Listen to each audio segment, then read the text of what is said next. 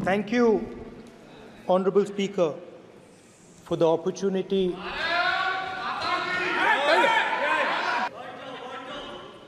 जय संविधान।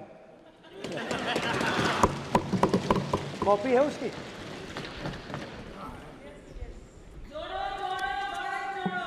जय संविधान। इसकी हमने रक्षा की है। देश ने मिलकर संविधान की रक्षा की है और अच्छा लग रहा है अब कि हर 2-3 मिनट बीजेपी के लोग संविधान संविधान संविधान संविधान कह रहे हैं।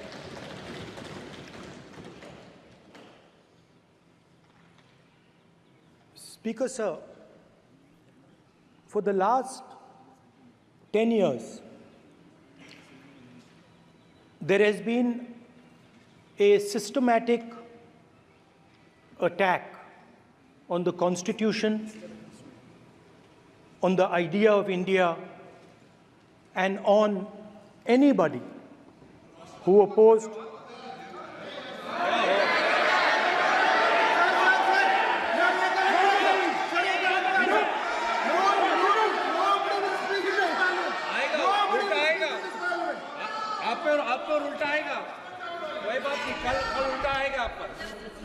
There has been just warming up right now. अभी warm up हो रहा है. तो there was a systematic, full-scale assault on the idea of India, on the Constitution, and also on millions and millions of people who resisted the ideas being proposed by the BJP, who resisted the attack on the Constitution. Many of us personally were attacked. In fact, some of our leaders are still in jail. Shame. One of our leaders has just recently been released. Another one is still in jail. And not only the opposition, but anybody who resisted the idea of concentration of power, of concentration of wealth, of aggression on the poor, of aggression on Dalits, minorities, tribals, was crushed, violently crushed. People were put in jail, people were threatened, and I myself was attacked. Sir ये संसद TV का नया format देखा है आधा ये पहले हम देखा नहीं हमने. I myself was attacked by order of the government of India, by order obviously of the Prime Minister of India. 20+ cases, 2-year jail sentence, my house taken away, no problem. Shame. Relentless attack in the media, 24/7, every single day, abuse, attack, abuse, attack. Shame. And then the most enjoyable and beautiful part of it, 55 hours of interrogation by the ED. No, which I really enjoyed. Because by the end of the interrogation, the officer off camera, he switched off the camera and then he asked me, Rahul ji, you've been sitting here 55 hours. आप पत्थर जैसे हो, आप हिलते क्यों नहीं हो? मुझसे सवाल पूछा उसने. तो जब ऐसा आक्रमण होता है, when there's an attack like this on you, you obviously need refuge, you need a place, or you need ideas that defend you. So today I want to start my speech by telling my friends in the BJP and the RSS about the ideas that we used, the entire opposition used, to defend the idea of India. Where these ideas come from and how they gave us the strength, all of us, anybody who opposed the regime, how they gave us the strength to fearlessly take any onslaught that was placed before us. So I'd like to start by showing an image of our refuge. Okay? Sir Shiv ji की photo नहीं दिखा सकते sir? एक minute माननीय सदस्य। Sir Shiv ji की photo मना है सर? एक मिनट सर मना है तो रख देता हूं सर। नो एक मिनट सर क्या इस हाउस में शिव जी की फोटो दिखाना मना है? माननीय सदस्य, आप बस ये बता दीजिए माननीय सदस्य सर मना है या नहीं? कोई भी चित्र को दिखाने के तो शिव जी का चित्र नियम इस है। साधन इस हाउस में दिखाना मना है? यहाँ पे दूसरी चीजों के चित्र दिखाए जा सकते हैं मगर शिव जी का चित्र नहीं दिखा जा सकता। अगर मैं कह रहा हूं कि हमें इनसे प्रोटेक्शन मिली और मैं समझाना चाह रहा हूं कैसे प्रोटेक्शन मिली, आप मुझे चित्र नहीं दिखाने दे रहे हो। इसके बाद मेरे पास और चित्र हैं, मैं सब दिखाना चाहता था। स्पीकर सर, ये चित्र पूरे हिंदुस्तान के दिल में है, पूरा हिंदुस्तान इस चित्र को जानता है, समझता है। Everybody knows this image. Speaker sir, why I got this image is because there are certain ideas in this image that we defend, that the opposition defends. The first idea in the image that we defend is the idea of confronting our fear, of never being scared. That idea is represented in this image, which you are not allowing me to show, by a snake that is placed right near the neck of Shivji. The idea behind that is never be scared of anything that you face. In fact, Shivji places death 1 inch from his neck. And that is the spirit with which we fought when we were in the opposition. From this idea of resisting, we are still in the opposition, I know. I know that. And I'm happy and proud to be in the opposition. Because for us, there is more than power. There is truth. For you, there is only power. That is the only place you want to be. For us, there is truth. And this is a symbol of truth. So when Shivji places the snake near his neck, what he is saying is, I will accept the truth and I will not back down from the truth, and that is what we have said. After that, a new idea emerges. And of course, I cannot show Shivji's picture, but all of you know it. Behind the left shoulder of Shivji is the Trishul. Now, I would like you to understand that there is a reason that the Trishul, a weapon, has been placed behind the left shoulder. The Trishul is not a symbol of violence. It is a symbol of non-violence, and that is why it is placed in a place where Shiva cannot reach it with his right hand. If it was a symbol of violence, it would have been held in his right hand like this.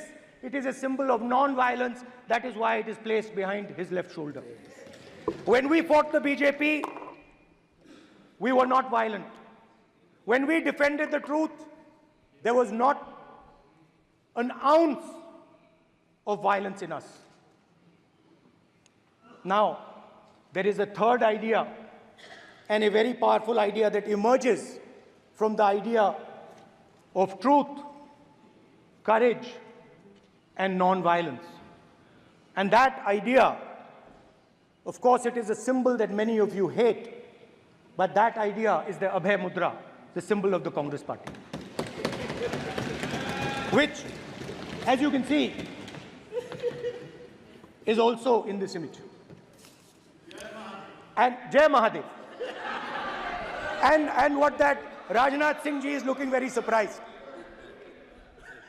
And what that Abhay Mudra shows, it is the next step of the evolution of the idea of facing the truth, fearlessness, and ahimsa. Satya and ahimsa, as Mahatma Gandhi used to say. And the Abhay Mudra is the idea that it is not good enough to just keep this internal. It is not good enough to not be scared. It is not good enough to use non-violence. It is also important that you make others not scared, that you help others become fearless, that you help others become non-violent. So in a sense, the Abhay Mudra is a projection from Shivji to the rest of the world about these two ideas. Of course, these two ideas were used by us, all of us, when we fought the British. And they were put forth by Mahatma Gandhi. The Prime Minister, of course, who has a direct connection with God, speaks directly to God. Yes, the Paramatma speaks to Modi ji's Atma directly. Unlike with all humans, we are all biological. We are born, we die, but the Prime Minister is a non-biological being.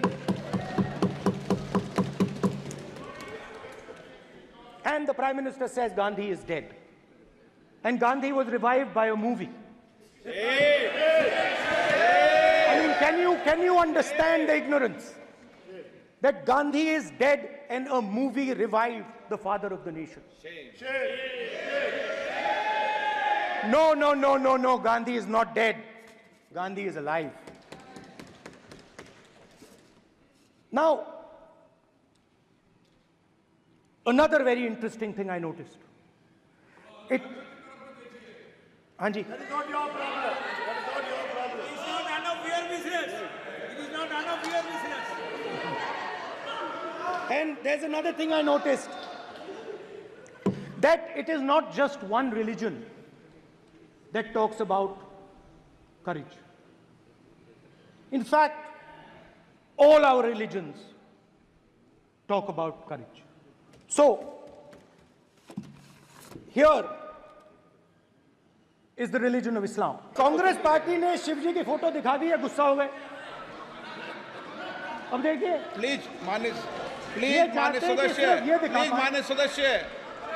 मान्य सदस्य आप तो इस्लाम में भी कहा गया है, मैं पढ़ता हूं. एड्रेस इधर करें. He said, एड्रेस इधर करें मान्य सदस्य. हाँ जी, सॉरी. इस्लाम में भी लिखा गया है, कुरान में, the prophet, peace be upon him, said, he, God said, have no fear. I am with you, hearing and seeing. मतलब इस्लाम में भी कहा गया है कि डरना नहीं है.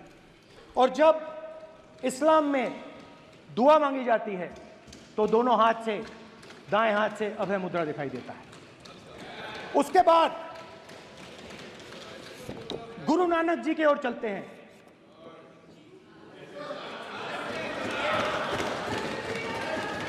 वाहेगुरु जी की फतेह, वाहेगुरु जी का खालसा. जिस धर्म पर आप हर रोज आक्रमण करते हो, गुरु नानक जी, गुरु नानक जी के चित्र में भी आपको अभय मुद्रा दिखाई देगा. गुरु नानक जी भी कहते हैं कि डरो मत, डराओ मत. और पंजाब से गुरु नानक जी मेक्का तक गए, थाईलैंड तक गए, अफगानिस्तान गए, श्रीलंका गए. किसी से हिंसा नहीं की, अहिंसा की बात की, सत्य की बात की, और किसी को उन्होंने अपनी जिंदगी में नहीं डराया. उसके बाद जीसस क्राइस्ट की इमेज देखिए, उसमें भी आपको अभय मुद्रा दिखाई देगा. जीसस क्राइस्ट की इमेज में भी अभय मुद्रा. डरो मत, डराओ मत. और जीसस क्राइस्ट ने कहा कि अगर आपको कोई थप्पड़ मारता है तो दूसरा गाल दिखा दो। उसके बाद बुद्ध भगवान, अभय मुद्रा।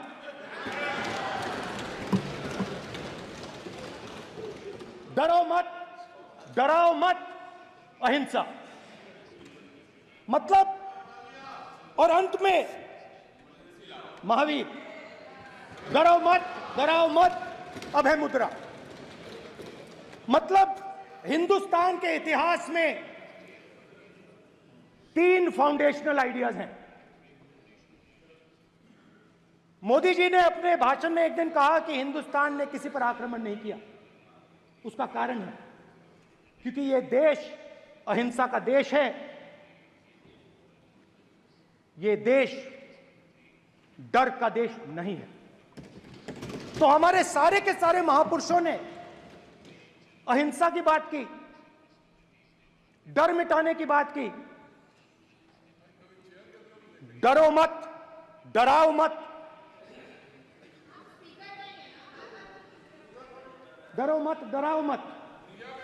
और दूसरी तरफ शिव जी कहते हैं डराओ मत, अभय मुद्रा दिखाते हैं, अहिंसा की बात करते हैं, त्रिशूल को जमीन में गाड़ देते हैं। और जो लोग अपने आप को हिंदू कहते हैं वो 24 घंटा हिंसा, नफरत, असत्य।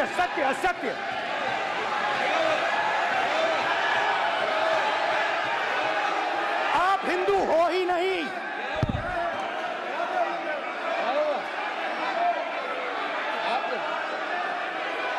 Just get me that picture of Shiva. inside speaker's office.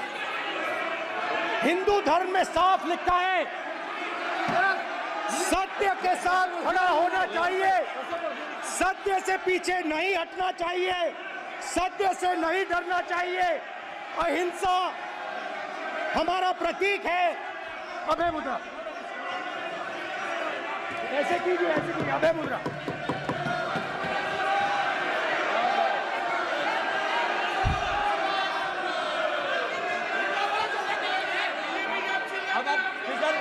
Speaker से कोई रूलिंग नहीं आएगा। Prime minister will not speak. Then Prime Minister will speak. Speaker की तरफ से कोई रूलिंग नहीं आएगा। This will happen here. Speaker If you are doing this, it will repeat again. भाई स्पीकर की तरफ से कोई रूलिंग नहीं आ रहा। माननीय ये आप बात समझिए, कोई नहीं बोल रहा। आप बात समझिए। ये इसलिए चिल्ला रहे हैं क्योंकि तीर जाके दिल में लगा है, दिल में जाके तीर लगा है, इसलिए ये चिल्ला रहे हैं। देखो चुप हो गए, देखिए स्पीकर साहब चुप हो गए सब।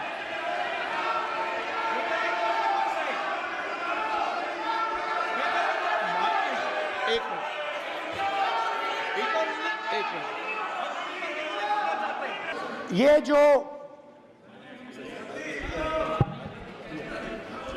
विषय बहुत गंभीर है।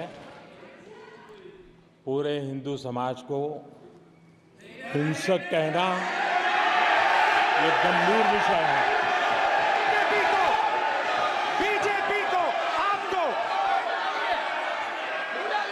नहीं, नरेंद्र मोदी जी पूरा हिंदू समाज नहीं है, बीजेपी पूरा हिंदू समाज नहीं है, आरएसएस पूरा हिंदू समाज नहीं है।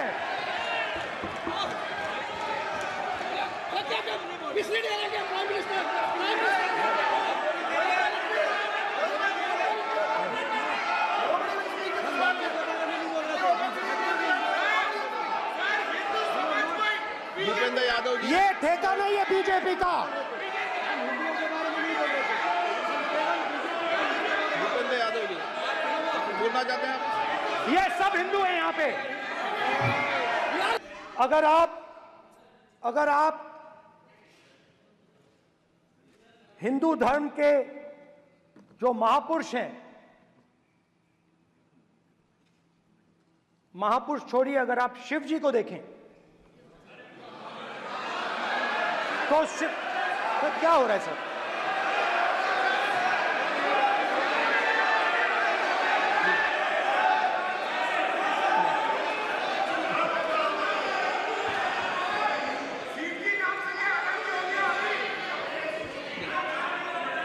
अगर आप शिव जी को देखें तो उनकी इमेज से आपको पता लगता है कि हिंदू डर नहीं फैला सकता, हिंदू हिंसा नहीं फैला सकता, हिंदू नफरत नहीं फैला सकता।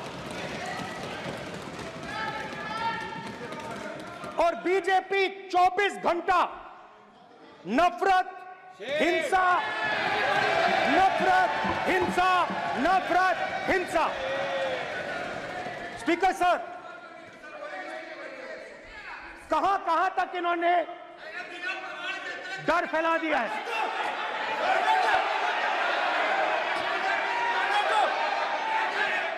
प्लीज प्लीज सर, कहां तक इन लोगों ने डर फैला दिया? मैं आपको अयोध्या से शुरू करता हूं। सर नमस्कार। शाबाश। अयोध्या ने आपको मैसेज भेजा। अयोध्या ने राम भगवान, माइक दीजिए सर। हाँ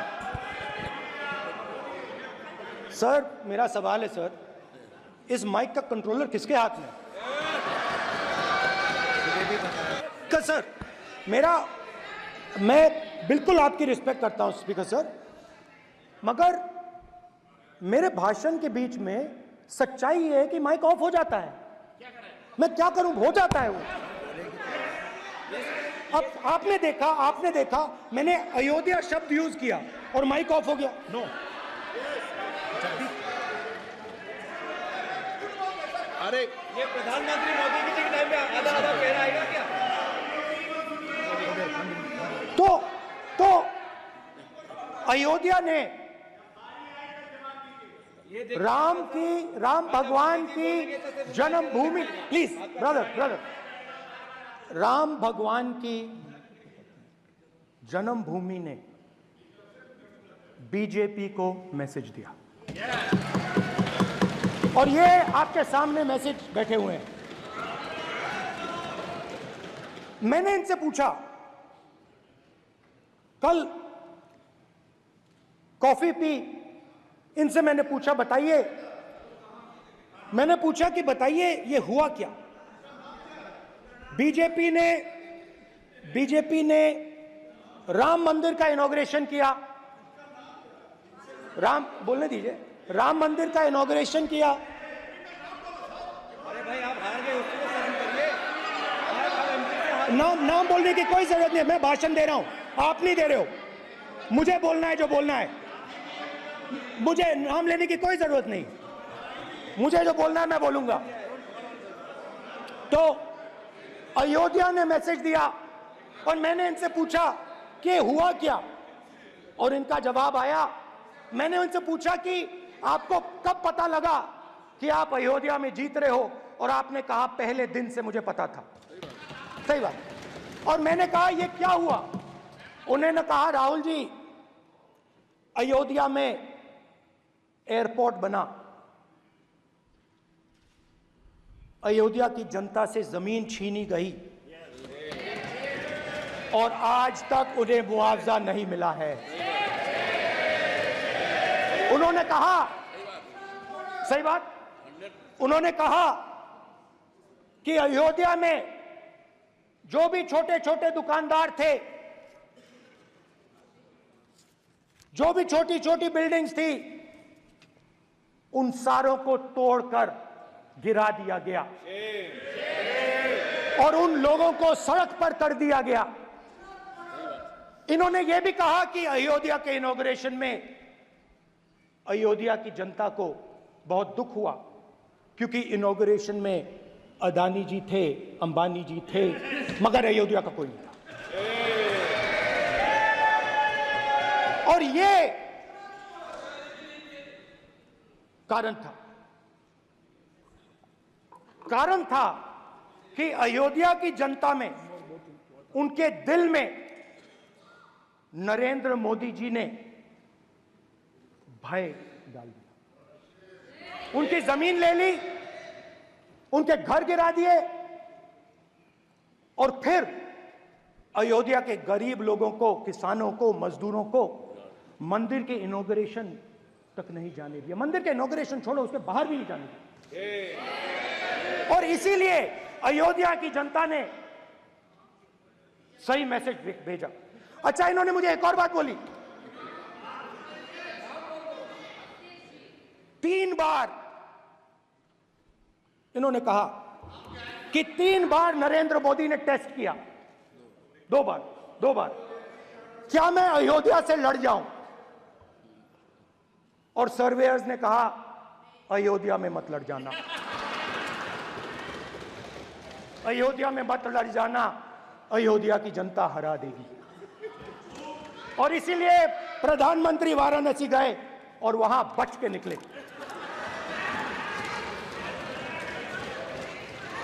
तो अयोध्या की जनता को डराया,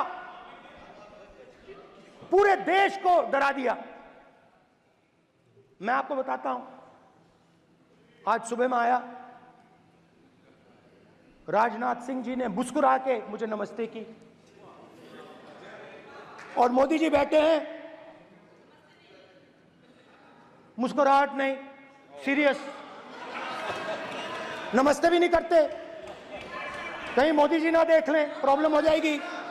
वही कहानी गडकरी जी की है, सच्चाई है। स्पीकर सर, आपने कहा कि डिबेट प्रेसिडेंट्स एड्रेस पे होनी चाहिए। ये जो मैंने किया है, अनुराग ठाकुर जी ने अयोध्या की बात की थी, अनुराग ठाकुर जी ने सनातन धर्म पर आक्रमण की बात की थी, इसीलिए मैंने ये किया है। मैं दिखाना चाहता हूं कि अयोध्या में क्या हुआ, अयोध्या की सच्चाई क्या थी। प्रेसिडेंट्स डिबेट में उन्होंने बात उठाई थी, मैंने बात बंद की है। प्रधानमंत्री जी को अच्छी लगी अयोध्या के बाद अच्छी लगी, डर फैलाया और ऑपोजिशन का रिस्पांस एक साथ मिलकर भारत जोड़ो यात्रा, सारे के सारे ऑपोजिशन, पूरा देश एक साथ मिलकर कन्याकुमारी से कश्मीर तक चला। और जो आपने डर फैलाया, उसके बारे में यात्रा में बहुत कुछ सुनने को मिला। अभी तक याद है, सुबह 7 बजे 7-8 बजे की बात थी, यात्रा में चल रहे थे, एक महिला आती है, हमारे साथ चलती है, मेरा हाथ पकड़ती है और घबराई हुई सी थी। तो मैंने पूछा क्या हुआ, वो मुझे कहती है मुझे मार रहा है, मुझे मार रहा है। मैंने पूछा कौन मार रहा है, कौन मार रहा है? बेटी बचाओ, बेटी की दुविधा सुनाई नहीं दे रही, बेटी का दर्द नहीं सुनना चाहते, भारत की महिलाओं का दर्द नहीं सुनना चाहते। मैंने पूछा कौन मार रहा है, कहता है मेरा पति मार रहा है। मैंने कहा क्यों? कहती है सुबह का खाना नहीं दे पाई।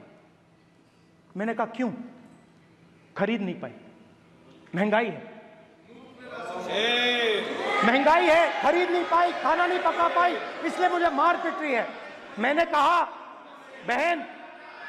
बहन क्या करूं, कैसे आपकी मदद करूं? कहती हैं आप कुछ मत कीजिए,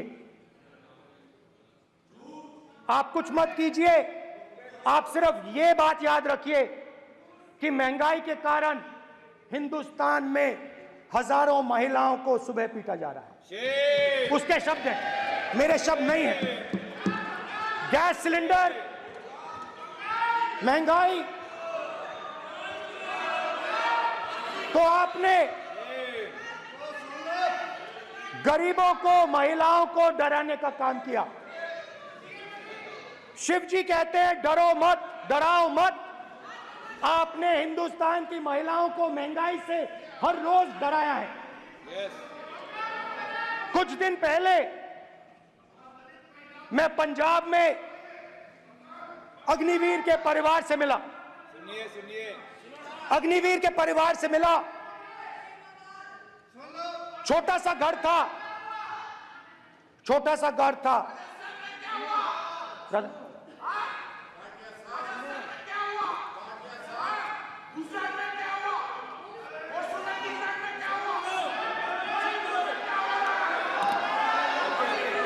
स्पीकर सर,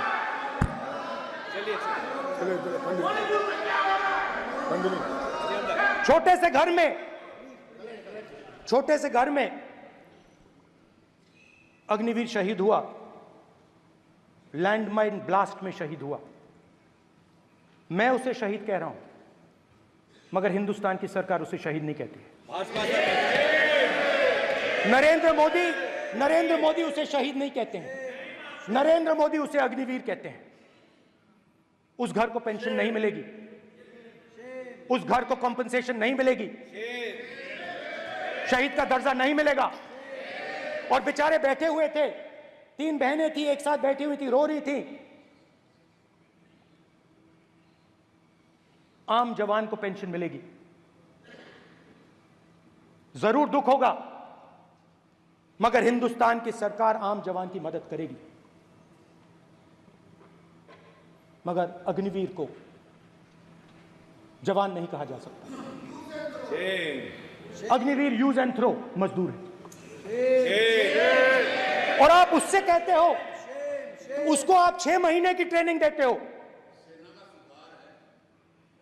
6 महीने की ट्रेनिंग देते हो। दूसरी तरफ चाइना के जवान को 5 साल की ट्रेनिंग मिलती है, राइफल लेकर उसके सामने खड़ा कर देते हो, उसके दिल में भय पैदा करते हो। एक जवान और दूसरे जवान के बीच में फूट डालते हो कि एक को पेंशन मिलेगी, एक को शहीद का दर्जा मिलेगा, दूसरे को नहीं मिलेगा, और फिर अपने आप को देशभक्त कहते हो। ये कैसे देशभक्त हैं?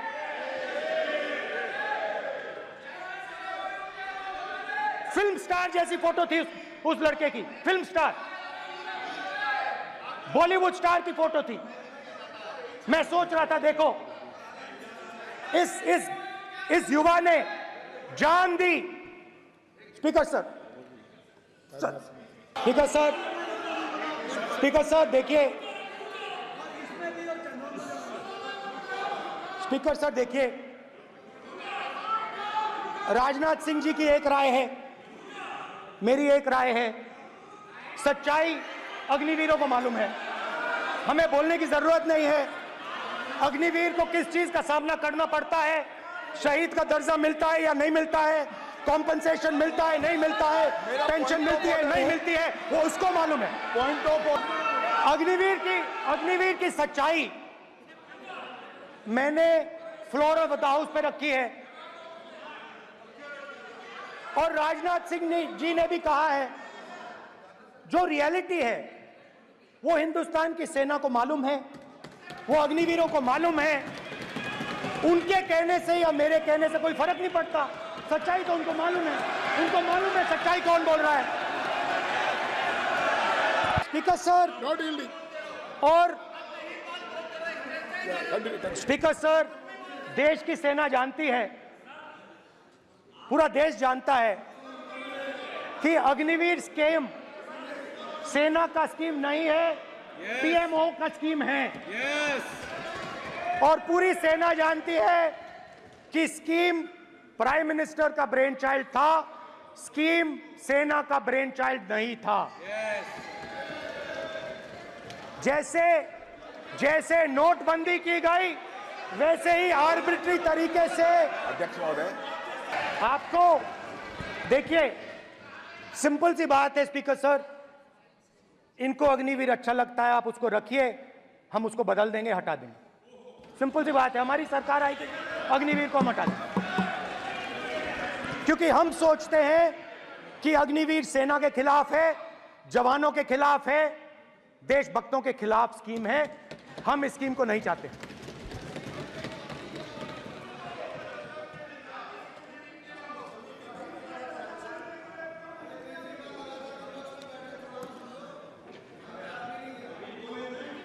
पहली बार हिंदुस्तान की हिस्ट्री में जनता से स्टेट्स छीने गए हैं। जम्मू कश्मीर लद्दाख से आपने पहली बार स्टेट छीना है। मणिपुर को आपने सिविल वॉर में डुबा दिया है। मणिपुर को आपने और आपकी योजनाओं ने, आपकी पॉलिटिक्स ने जला दिया है। और आज तक हिंदुस्तान के प्रधानमंत्री मणिपुर नहीं गए हैं। ऐसा लगता है कि मणिपुर हिंदुस्तान का प्रदेश नहीं। प्रधानमंत्री के लिए मणिपुर स्टेट ही नहीं है। मणिपुर में सिविल वॉर हो ही नहीं रही है। और एक बार बयान दिया हमने, मतलब प्रेशर लगाया, हम गए, हमने प्रधानमंत्री से कहा एक मैसेज दे दीजिए, मणिपुर चले जाइए, जनता की वहां रक्षा कीजिए। नहीं,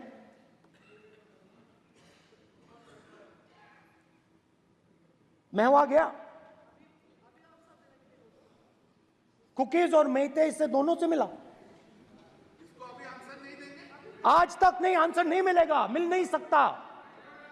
मणिपुर इनके लिए हिंदुस्तान का प्रदेश ही नहीं है। मणिपुर है ही नहीं,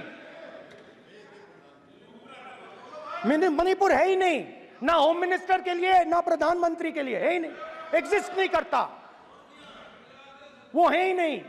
ना प्रधानमंत्री जाएंगे बोलेंगे कुछ नहीं, जैसे कुछ नहीं हुआ वहां पे। मैं रिलीफ कैंप में गया,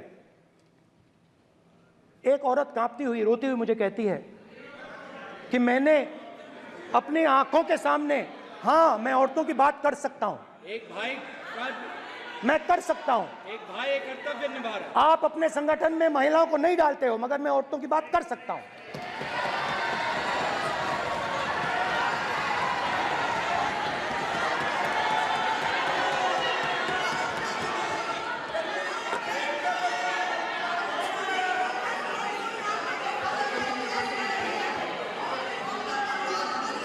मुझे कहती है मैंने अपने आंखों के सामने, मेरे आंखों के सामने मेरे बच्चे को गोली मारी गई। मैं भागना नहीं चाहती थी, मैं मरना चाहती थी, उसके साथ मरना चाहती थी। मुझे घसीट के वहां से ले गए और फिर मेरे को अपने बच्चे की फोटो दिखाती है, कांपती हुई ऐसे फोटो दिखाती है। ये आपकी योजनाओं का नतीजा है। आपको शर्म आनी चाहिए।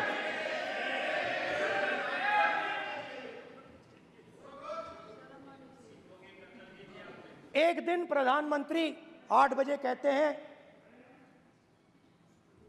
पता नहीं फाइन ट्यूनिंग हो गई भगवान के साथ, डायरेक्ट मैसेज भगवान, सर ने बोला है, सर प्रधानमंत्री ने ये बोला है, ये मैं नहीं बोल रहा हूं, प्रधानमंत्री ने बोला है कि मेरा डायरेक्ट कनेक्शन है भगवान के साथ, मैंने नहीं बोला, मैंने नहीं बोला। स्पीकर सर, मैं रिस्पेक्ट कर रहा हूं, ये प्रधानमंत्री के शब्द हैं, मेरे शब्द नहीं हैं। ये प्रधानमंत्री जी ने कहा है, पब्लिक में, मीडिया को कहा है कि मैं बायोलॉजिकल नहीं हूं, मेरा डायरेक्ट कनेक्शन भगवान के साथ है, मैं नहीं बोल रहा हूं, प्रधानमंत्री मोदी जी ने बोला है। तो पता नहीं उस टाइम 8 बजे भगवान का मैसेज आया होगा, हिंदुस्तान, वही मगर फिर श्री राम ने आपको दूसरा मैसेज दे दिया अयोध्या में। भगवान का मैसेज आया होगा, मोदी जी नोटबंदी कर दीजिए, नोटबंदी कर दिया, डायरेक्ट ऊपर से आया मैसेज, ऑर्डर आया खटाक। और अलग अलग ऑर्डर आते हैं, अदानी जी वाला ऑर्डर आता है, बंबई एयरपोर्ट अदानी जी को ऊपर से ऑर्डर आता है, खटाखट ऑर्डर आते हैं। तो नोटबंदी कर दी। स्मॉल और मीडियम बिजनेसेस जो हैं, जो हिंदुस्तान की रोजगार की रीढ़ की हड्डी है, बैकबोन है, उड़ा दिया, खत्म कर दिया। आज नतीजा यह है कि ये जो भी करना चाहे करें, हिंदुस्तान के युवाओं को रोजगार नहीं मिल सकता। Job creation backbone is broken. Finish, खत्म। नोटबंदी की, गलत जीएसटी लागू की, उड़ा दिया।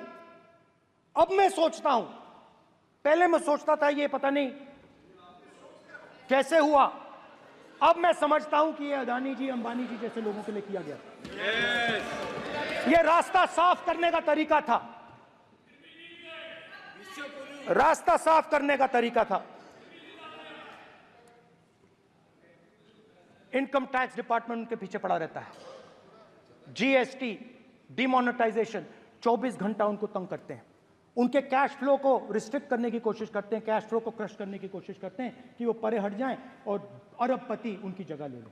आप किसी भी छोटे व्यापारी से पूछ लो, किसी भी स्मॉल मीडियम बिजनेस ओनर से पूछ लो, ये आपको बता देगा। गुजरात में मैं गया, टेक्सटाइल ओनर्स के साथ मेरी बात हुई। मैंने उनसे पूछा नोटबंदी क्यों हुई, जीएसटी क्यों हुई? साफ बोला अरबपतियों की मदद करने के लिए जीएसटी और नोटबंदी की गई है। नरेंद्र मोदी जी अरबपतियों के लिए काम करते हैं, सीधी सी बात।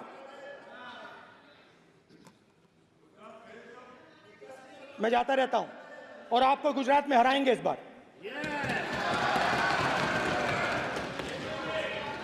आप लिख के ले लो, आपको ऑपोजिशन इंडिया गठबंधन गुजरात में हराने जा रहा है।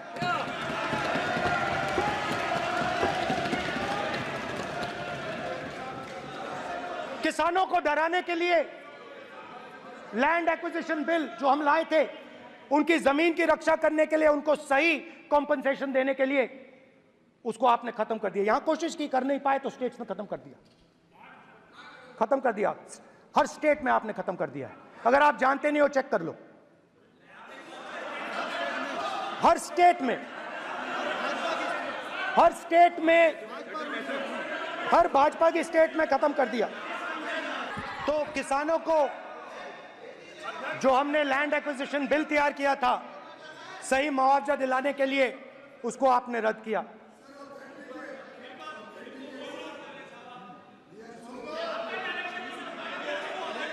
विल ऑथेंटिकेट कर देंगे, ऑथेंटिकेट कर देंगे। हम ऑथेंटिकेट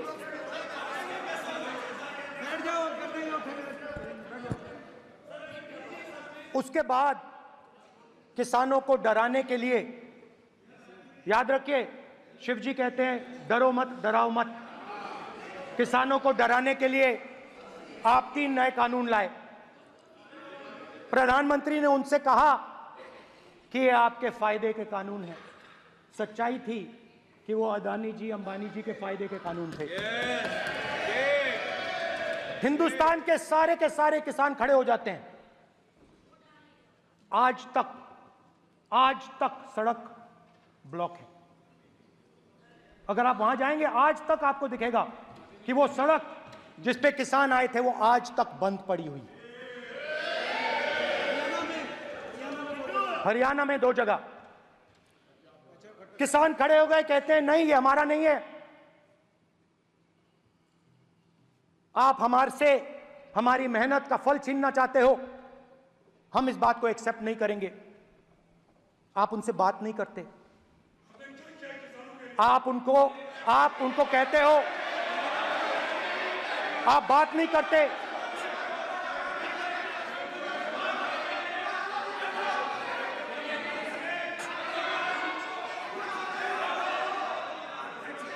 आप बात नहीं करते, आप गले नहीं लगते, आप उन्हें आतंकवादी कहते हो। आप कहते हो ये सब आतंकवादी हैं। झूठ नहीं है, सच है।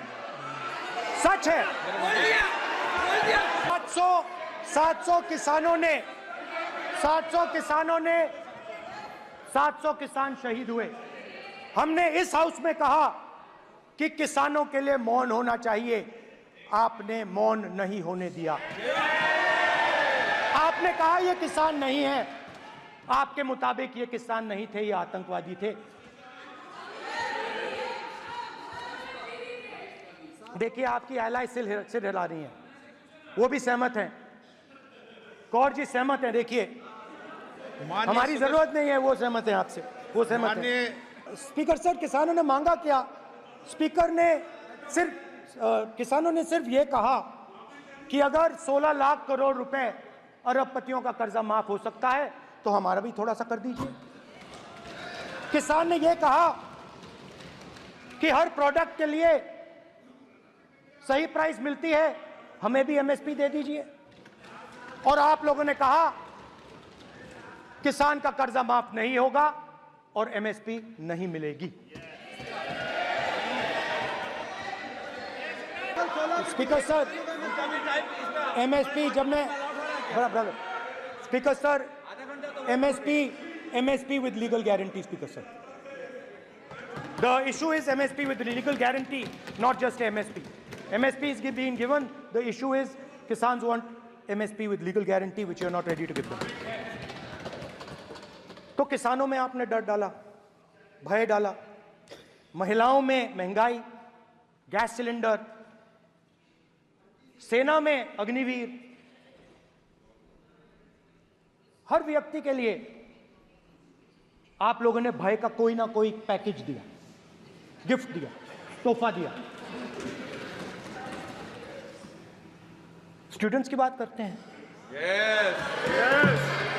जो आप 2000 साल पहले की बात करते हो, थोड़ी सी भविष्य की भी बात कर देते हैं, इंडिया के फ्यूचर की बात कर देते हैं। रोजगार तो आपने खत्म कर दिया, नोटबंदी, जीएसटी, जो आपने स्मॉल एंड मीडियम बिजनेसेस थे उनको खत्म करके युवाओं को आर्मी में अपॉर्चुनिटी मिलती थी, अग्निवीर उनके लिए आपने दे दिया, वो खत्म कर दिया, रास्ता ब्लॉक कर दिया। पब्लिक सेक्टर को आप प्राइवेटाइज करते हैं, वो रास्ता बंद कर दिया। और अब एक नया फैशन निकला है, नीट।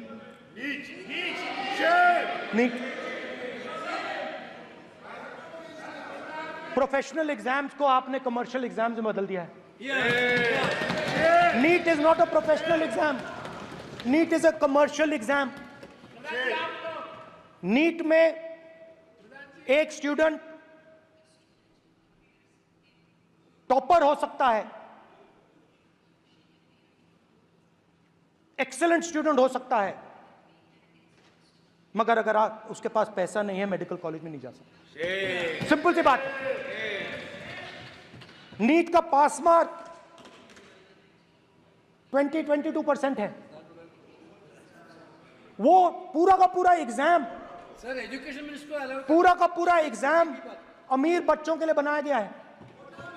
कोटा में पूरे के पूरे एग्जाम को आपने सेंट्रलाइज किया। हजारों करोड़ रुपए बन रहे हैं, हजारों करोड़ रुपए बन रहे हैं।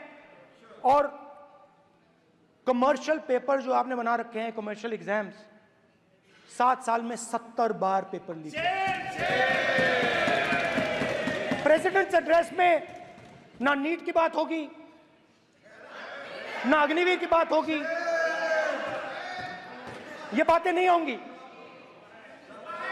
और हमने कहा, हम स्पीकर सर, हमने कहा कि एक दिन का डिस्कशन अलाउ कर दीजिए। हम आपके साथ खड़े होकर इसको रिजॉल्व करना चाहते हैं। इंस्टीट्यूशनल फेलियर है, हम आपकी मदद करना चाहते हैं, रिजॉल्व करना चाहते हैं। सरकार कहती है नहीं, डिस्कशन नहीं होगा, भविष्य का डिस्कशन हो ही नहीं सकता। तो ये हालत है। जहां भी ये देखते हैं, ये सोचते हैं कि भाई भय कैसे पैदा करें, माइनॉरिटीज को डराते हैं। नहीं, कांग्रेस नहीं डरती आपसे, आप कांग्रेस से डरते हो।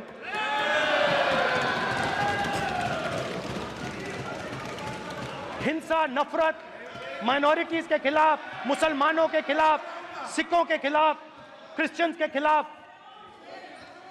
और माइनॉरिटीज ने क्या किया? माइनॉरिटीज ने क्या किया?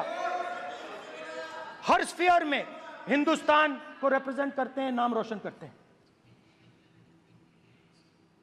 पत्थर जैसे हिंदुस्तान के साथ एक साथ खड़े हैं, देशभक्त हैं। और आपने सारे के सारे माइनॉरिटीज पर आक्रमण किया, उनके खिलाफ हिंसा, नफरत फैलाई।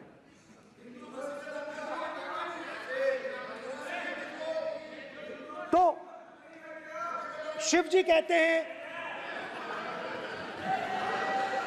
कहते हैं सर देखिए मेरा वो हटा दिया आपने सर, वो देखिए सर हटा दिया, कैमरा से हटा दिया। चेहरा देखिए, चेहरा देखिए। सदस्य सर देखिए वापस आ गया सर, हटाओ माननीय सदस्य ये देखो, एक मिनट देखा सर आपने, एक मिनट देखिए एक मिनट ये see sir, speaker sir, NEET students spend years and years preparing for their exam. Their family supports them financially, emotionally. And the truth is that NEET students today do not believe in the exam. Because they are convinced that the exam is designed for rich people, not meritorious people. I have met a number of NEET students, every single one of them tells me that the exam is designed to create a quota for rich people and to create a passage for them into the system, and is designed not to help poor students. Now, इससे भी बहुत डर होता है, महीनों पढ़ाई करते हैं, ये पता नहीं कि भैया एग्जाम लीक हो जाएगा नहीं होगा, अगर पास भी हो गए तो पैसा कहां से आएगा। तो उधर भी इन लोगों ने भय डालने का काम किया। तो जहां भी ये देखते हैं ये भय डालते हैं, सेना में, युवाओं में, किसानों में, मजदूरों में, महिलाओं में, डिसेबल्ड में भी। और मैं ये भी कह सकता हूं कि सिर्फ बाकी हिंदुस्तान में भी नहीं मगर अपनी पार्टी में भी भय है। आपकी पार्टी में डर है, भय है, सच्चाई है। देखो अब आप चिल्ला नहीं रहे हो, अब आप शांत हो, अब बिल्कुल शांत हो, सच्चाई बोल दी, चिल्ला नहीं रहे, चुप। क्योंकि आपकी ट्यूनिंग डायरेक्टली, प्रॉब्लम क्या है, आप चिल्ला भी नहीं सकते क्योंकि कनेक्शन नहीं। सर मैं बोल रहा हूं सर, समझा रहा हूं, स्ट्रक्चर बोल रहा हूं। कांग्रेस पार्टी में बोल रहे थे सर लोकतंत्र में पार्टी में डेमोक्रेसी होनी चाहिए। कोई भी इन पार्टियों में कोई भी आके कुछ भी कह देता है, ग्रुप ऑफ 22, 23, 24, 25 सब जो बोलना है बोल देते हैं, मगर आपकी पार्टी में भय है। सत्यमेव जयते, ना डरो ना डराओ। Sir, when I became LOP, I realized something that I had not realized before. And it's also on the lines of the principles of Shiva. It's on those same lines. And the idea was that after becoming LOP, all my personal dreams, my personal aspirations, my personal fears have to be put aside. I am now actually two people. I'm not one person. I'm a constitutional person, and my job is to be leader of the opposition, to represent all these parties equally. In fact, I don't just represent the Congress party, I represent every single party. And I have to treat every single party with love and affection. So when Hemant Soren ji is in jail or Kejriwal is in jail, it should disturb me, it should hurt me. Yes. When you unleash your agencies on these political people, it is our job to defend them. Because there is a constitutional person and an individual. And what Shivji is saying is that when you are a constitutional person, the individual should die. The individual's aspirations, the individual's dreams should die. And you should become the voice of the people. Yes. Meaning that you should have no fantasies, no dreams, nothing. The perfect public representative is one who is actually dead. That is what Shivji is saying. You understand? Now, Speaker sir. Speaker sir, now, my advice.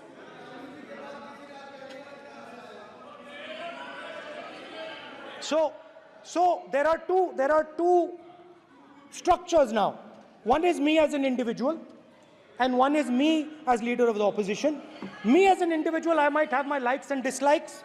I might have my views, but me as leader of opposition have to suppress them, have to reduce them and say, now I'm the voice of the opposition. That is the idea. That is the idea of the democratic system. The people have given me a responsibility, and that responsibility should overcome my personal likes, dislikes, aspirations. Now, Speaker sir, why I'm saying this, and forgive me for saying this, but when you were being put on that chair, I walked there to help you, to walk with you to the chair. And I shook hands with the Prime Minister, and I shook hands with you. And then I walked to your chair. And you are the final arbiter of the Lok Sabha. You're the final word here. What you say fundamentally defines Indian democracy. You don't allow us to speak, you allow us to speak, you allow them to speak, you don't allow us to speak. All these things define Indian democracy. Speaker sir, there are actually two people sitting in that chair. There is the Speaker of the Lok Sabha, the Speaker of the Indian Union, and there is Mr. Om Birla. When Modi ji went and shook your hand, and I went and shook your hand, I noticed something. When I shook your hand, you stood straight like this and shook my hand. And when Modi ji shook your hand, you bowed down and shook his hand.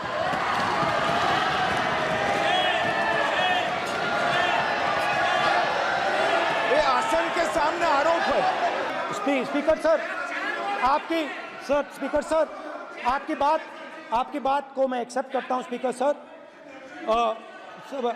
Speaker sir, आपकी बात को respectfully बैठिए ना। Speaker sir, मैं आपकी बात को respect करता हूं, मगर आपको कहना चाहता हूं कि इस हाउस में स्पीकर से कोई बड़ा नहीं होता। स्पीकर सबसे बड़ा है, हम सबको स्पीकर के सामने झुकना चाहिए, और मैं आपके सामने झुकूंगा, और सारा का सारा ऑपोजिशन आपके सामने झुकेगा। ये लोकतंत्र है स्पीकर सर, आप इस हाउस के लीडर हैं, आपको किसी के सामने नहीं झुकना चाहिए। कस्टोडियन है, नेता प्रधानमंत्री है, स्पीकर को आप speaker is the last word, speaker is अध्यक्ष and is the last word. अंत में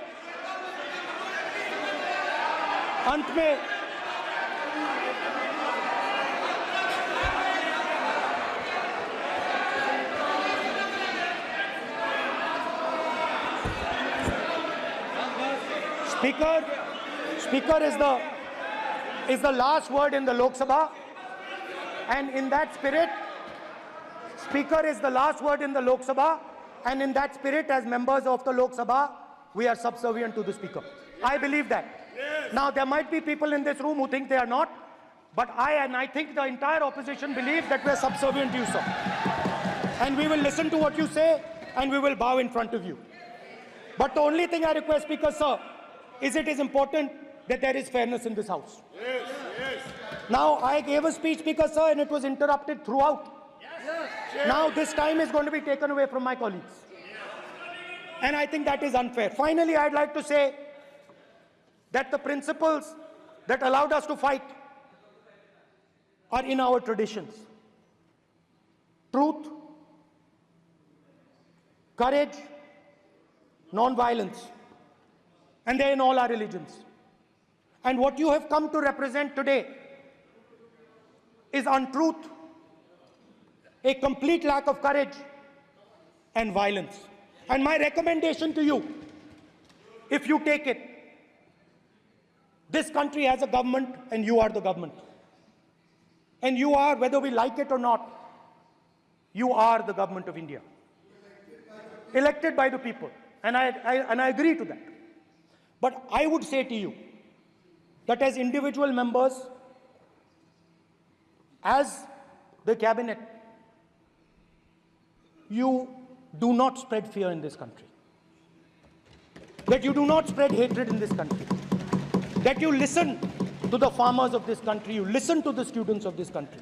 When the opposition says to you, let's have a debate for one day, have it. It's not going to harm anybody. They're going to love you for it. The students of India are going to say, we love the government because they allowed us our voice, they let us speak for one day. So, do not spread hatred. Do not spread violence. Do not be fearful. Even the BJP members here, even the cabinet members, do not be fearful. You have a constitutional position. You are individuals and then you have a constitutional position. Rajnath Singh ji is an individual and he's the defense minister of India. And that is the way this country has to be run. And we as the opposition, don't take us as your enemies. We are not your enemies. We are here, we are sincerely here to make your work easier, as long as you follow the basic principles that we have stated. And these principles are Shivji's principles. They are the principles of Shivji. Har Har Mahadev, you can say. To make the government. This is basically what I have explained here today is the concept of Indian leadership in all religions. Respect, affection, ahimsa, and always standing up for the truth. And I'm more than happy, all of us are more than happy to discuss anything you want without being nasty, without being aggressive, anything you want, we are ready to discuss. So please let us work together to take this country forward. You are the government. We have to accept that. You got 240 seats. So, I congratulate you on that. At least accept it. Accept to kar lijiye. They're not happy. They're not happy. Not happy. They're not happy. Okay, you're not happy. So I would say we want to both work for this country. Work with the spirit of bravery. Work without violence. Work without hatred. Thank you.